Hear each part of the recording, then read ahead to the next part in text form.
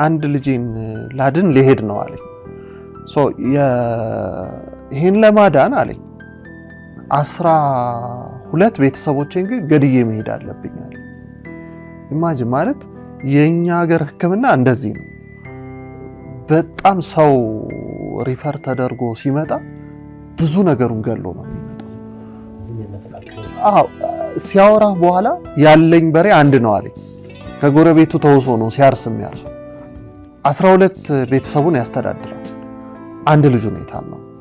ወደ 8 ልጆች አሉት ተጨማሪ የሱ እና የሚስቱ ቤተሰቦች አሉ የሚደግፋቸው ማለት ነው። ይሄ ሰው ከወላይታ አዲስ አበባ ሕክምና ሊያገኝ ሊሄድ ነው። መኖሪያ ቦታ ይኖረዋል፣ መድኃኒት ይኖረዋል። ይሄ ሁሉ ወጪ ነው።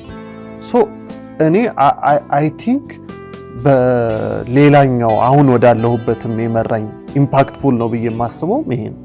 ላይክ ሕክምና አክሰስ የምንላት ፖይንት በጣም ትልቅ ነገር ናት። በቃ ይሄ ሰው ኢማጂን እዛ በቦታው ትንሽም ብታመቻችለት የልጁን ህይወት ማዳን ይችላል።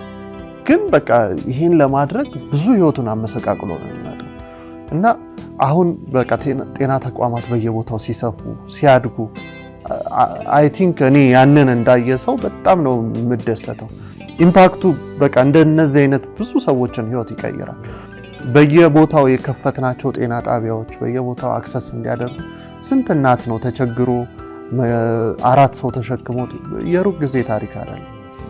ያንን ሁሉ ነገር እንዳይ በጣም ረድቶኛልና እነዚህ 2 ነገሮች በጣም አረሳቸው።